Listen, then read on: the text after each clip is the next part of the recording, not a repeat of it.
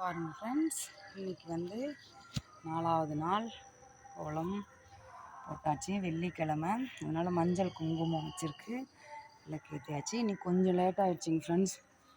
அம்மா வீட்டுக்கு போயிருந்தேன், அதனால் அங்கே வந்ததும் ஒரு டயர்டாக இருந்தது, அப்படியே படுத்தாச்சு.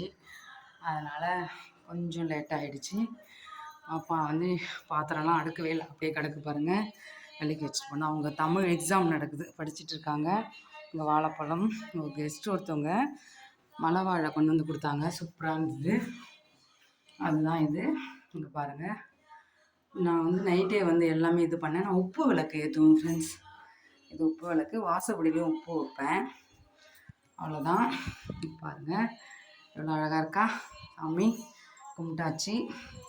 பாருங்கள், பாப்பா படிக்கிறாங்க. அவங்க உடம்பு சரியில்லைங்க ஃப்ரெண்ட்ஸ். இந்த வாழை தான் மலை வாழை, இது கொஞ்சம் ரொம்ப பழுத்துடுச்சு. சமையல் இன்னைக்கு பாப்பாவுக்கு என்ன செய்யறதுன்னு தெரியல. பொங்கல் தாளித்து விட்டுருக்கேன். இங்கே சின்ன வெங்காயம் கஷாயம் குடிப்பேன் நான், அது குடிக்க போகிறேன். அப்புறம் நெல்லிக்காய் ஜூஸ்க்கு எடுத்து வச்சுருக்கேன். பாப்பாவுக்கு சேமியா செய்யலாம்னு நினைக்கிறேன். அவ்வளோதான். நீங்கள்